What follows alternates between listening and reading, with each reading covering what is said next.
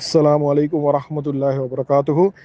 இன்றைக்கு நாங்கள் பார்க்க போகிறது வந்து இமாம் கஸ்ஸால் ரஹ்மத்துல்லாஹி அலைஹி அவங்களோட வாழ்க்கையில் நடந்த ஒரு சம்பவத்தை பற்றி. அது எப்படிப்பட்ட சம்பவம் என்று சொன்னால், அவங்க ஒரு தரக்கா தொலை பேய்த்திக்கிறாங்க. தொழுந்துட்டு அவங்க பள்ளிக்கு வெளியே வாராங்க.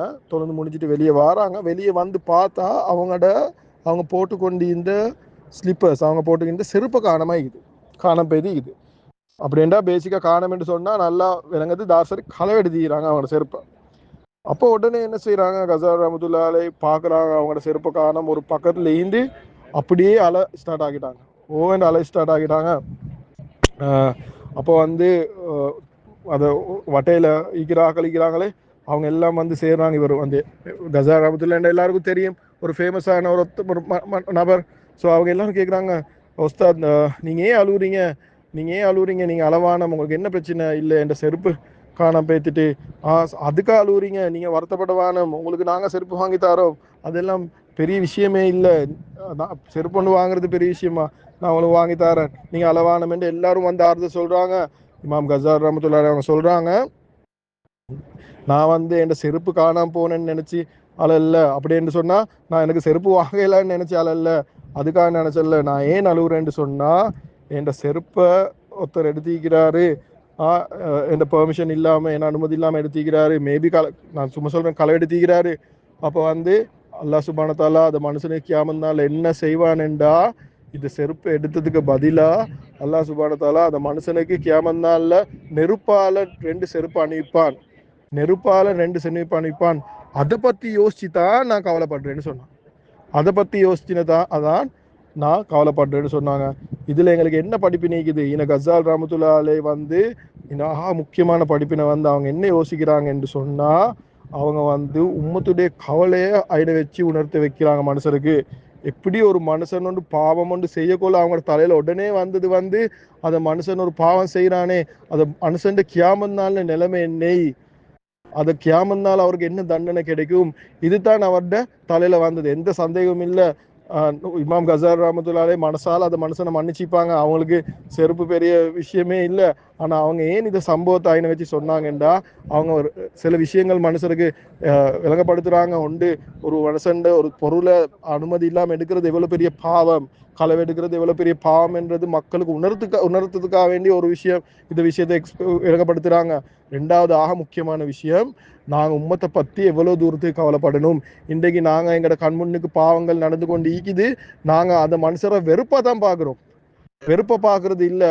நாங்கள் எங்களோட கண்முன்னுக்கு ஒரு பாவம் நடந்தால் அந்த மனுஷரை வெறுப்பை பார்க்கறது இல்லை, நாங்கள் கவலையோடு பார்க்கணும், கவலைப்படணும். நாங்கள் அந்த மனுஷருக்கு துவா செய்யணும். யா அல்லாஹ், இந்த மனுஷன் பாவத்தை மன்னிச்சுடு, யா அல்லாஹ் இந்த மனுஷனை நேரான வழியில் அனுப்பிடு, யா அல்லாஹ் இந்த மனுஷரை இந்த பாவத்துக்காக தண்டிச்சுடாத யா அல்லாஹ் அப்படி என்று நாங்கள் துவா செய்யணும். எங்களோட நியாஸ் மௌலவி மௌத்தாயிட்டாரு, பெரிய ஒரு ஆலிம். அவர் சொல்லுவார், நாங்கள் ஒத்தட்ட குறையொண்ட காண்றோம், அதை ஒத்தட்ட மனுஷன் குறைய கண்டு நாங்கள் யாருக்கும் தெரியாமல் ஒரு பக்கத்துக்கு மூளைக்கு வந்து, யா அல்லாஹ் இந்த மனுஷன் இந்த மாதிரி குறையொண்டிக்குது, யா அல்லாஹ் இவர் ஒரு பாவம் ஒன்று செஞ்சு கொண்டிருக்கிறார், யா அல்லாஹ் இவர்கிட்ட குறையொண்டிக்குது, யா அல்லாஹ் இந்த குறைய நீ மன்னிச்சுடு, இவரை திருத்திடு என்று சொல்லி ஒரு மூளைக்கு யாருக்கும் தெரியாமல் நாங்கள் வந்து அந்த மனுஷனுக்கு துவா செஞ்சோம் என்று சொன்னால், அல்லாஹ் சுப்ஹானஹு வ தஆலா எப்பயோ அவருக்கு இறங்கிக்கிற ரஹ்மத்தை உடனே இறக்கிடுவானா. அல்லாஹ் சுப்ஹானஹு வ தஆலா அந்த மனுஷனை பார்த்து அவ்வளோ சந்தோஷப்படுறான், எப்பயோ இறக்க வேண்டிய ரஹ்மத்தை உடனே இறக்கிடுவான்.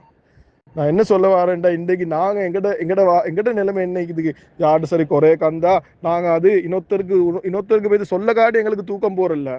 எங்களோட வாய் வந்து வாயில வந்து கொண்டே இருக்கும், இது யாருக்கு போய் சொல்றேன், இதை நான் ஒருத்தட்ட குறைய கண்டுட்டேன், பாவம் ஒன்று கண்டுட்டேன், அதை பற்றி யாரு சொல்றேன். மாறாக எங்களோட உள்ளத்துல எப்படி வரணும், ஒரு மனுஷன் தொழாமைக்கிறாரா, அவருக்கு நாங்கள் துவா செய்யணும், அவருக்கு நிறைய துவா செய்யணும். யா அல்லாஹ் அவருக்கு தொழக்கூடிய பாக்கியம் கொடு, நாங்கள் அவருக்கு எங்களுக்கு ஏழுமானமாக எத்தி வைக்கணும், ஏழுமான மாதிரி நாங்கள் அவருக்கு பயானுவலை அனுப்பணும், அவரை பற்றி கவலைப்படணும், நாங்கள் துவா செய்யணும். அஜி அப்துல் அப்சா பாகிஸ்தான் அவர் சொல்லுவார், இன்றைக்கு வந்து பயான் பண்ணுற மனுஷர் இந்த உம்மத்துக்கு தேவையில்லை, இன்றைக்கு தேவை உம்மத்தை பற்றி நினைக்கி அழுகுற மக்கள், பயான் பண்ணுற மக்கள் வேணி முட்டு மீக்கிறாங்க. நிறைய பேர் இன்றைக்கு ஒவ்வொரு விதவிதமாக பயான் பண்ணி கொண்டிருக்கிறாங்க. ஆனால் இது உம்மத்துக்கு தேவை வந்து உம்மத்தை பற்றி நினைச்சி அழுகுற மக்கள், தஹஜ்ஜுத்ல அழுகுற மக்கள் என்று சொல்றாங்க.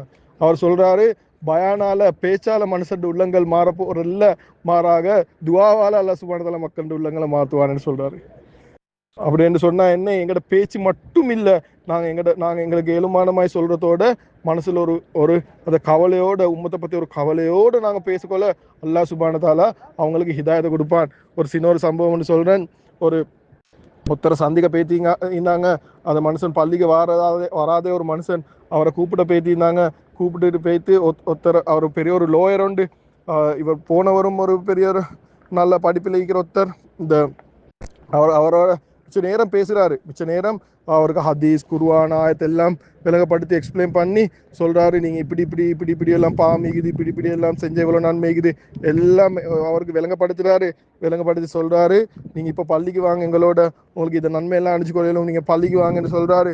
அவர் சொல்றாரு, இல்ல எனக்கு வேலைக்குது, நான் எனக்கு இப்போ வரையில, நான் பொறைக்கு வரேன் இல்லை நான் என்று சொல்லி அவங்கள போக சொல்றாரு. திரும்பி போக சொல்றாரு. அப்போ வந்து அதுல இன்னொரு மனுஷர் வந்திருக்கிற அந்த உம்மத்தை பத்தி கவலைக்கிற மனுஷர், அவர் சொல்றாரு, இவர்கிட்ட அனுமதி கேட்கிறாரு, நான் கொஞ்சம் பேசவா இது மனுஷரோட அப்படின்ட்டு. அப்ப அவர் சொல்றாரு, நான் இவ்வளவு நேரம் பேசினேன், ஒன்றுமே நடக்கல, நீ என்னத்தை தான் பேச போறாய் அப்படின்னு. இல்லை எனக்கு ஒரு அனுமதி தாங்க, நான் கொஞ்சம் பேசுறதுக்கு அப்படின்ட்டு. அவர் சொல்றாரு, ஓகே பிரச்சனை இல்லை, நீங்களும் பேசி பாருங்க, அப்ப கூப்பிட்டு பாருங்க அப்படின்ட்டு இவர் மனுஷங்கிட்ட பேச சொல்றாரு. அவர் பெரிய ஒரு சல்லிக்கார மனுஷன் என்றா அவர் ஊடு முழுக்க பெரிய ஊடு, பெரிய வசதி வாய்ப்பு இருக்குது, ஊடு எல்லாம் நல்ல பொறுமதியான ஃபர்னிச்சர்ஸ் இருக்குது. அப்படி ஒரு சல்லிக்கார ஒரு மனுஷன். அந்த மனுஷன் பார்த்து இந்த மனுஷன் பேத்து இந்த உம்மத்துல கவலைக்கிற மனுஷன் பேத்து அவருக்கு சொல்றாரு. அவரை பார்த்து சொல்றாரு, எனக்கு ஒரு விஷயமிக்கு நான் உங்களுக்கு சொல்லவா? ஓ சொல்லுங்க, பிரச்சனை இல்லை, எனக்கு ஒரு ஆசை ஒன்று இருக்குது. அப்படியா, உங்களுக்கு என்ன ஆசை இருக்குது? அவர் சொன்னாராம், நீங்க துன்யால எவ்வளவு பசங்க வாழ்றீங்க, பசங்க ஊடு தந்திக்குது, அல்லாஹ் சுப்ஹானஹு வ தஆலா உங்களுக்கு இது ஊடு தந்திக்குது, ஃபேமிலி தந்திக்குது, நீங்க வசதியா வாழ்றீங்க, பசங்க வாழ்றீங்க. இதை விட, இதே மாதிரி இல்லாட்டி இதை விட சந்தோஷமா வசதியா நல்ல கம்ஃபர்டபுளான லைஃப் நீங்க மவுத்துக்கு போறோம் சொர்க்கத்திலே மீக்கணும் என்று நான் ஆசைப்படுறேன் அப்படின்னு சொன்னாராம். அவருக்கு அந்த பேச்சு உடனே உள்ளத்துக்கு பட்டுட்டான். ஏன்னா அவருடைய பேச்சு அவர் உம்மத்துல கவலையில பேசுறாரு. அவருடைய உண்மையான ஜெனுவின் கவலை என்ன தெரியுமா? இந்த மனுஷன் துன்யால எவ்வளவு பசந்தாய்க்கிறான், அதே போல மவுத்துக்கு போறவும் இந்த மனுஷன் பசந்தாய்க்கணுமே என்ற அந்த கவலையோட பேசுறாரு.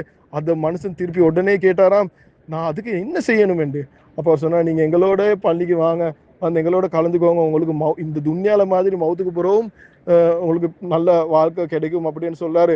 உடனே இந்த மனுஷரோட பள்ளிக்கு வந்து பெரிய தொழுவாளியா, பெரிய இபாதத்தாளியாக, பெரிய தாயாக அவர் அந்த மனுஷன் மாறுறாரு. ஏனென்று சொன்னா, இந்த பேச்சில் இல்ல, அந்த மனுஷன் உள்ளத்துல ஒரு கவலை இருந்துச்சு. அந்த கவலைக்கு அல்லாஹ் சுப்ஹானஹு வ தஆலா இன்னொரு மனுஷனுக்கு ஹிதாயத்தை கொடுக்குறான்.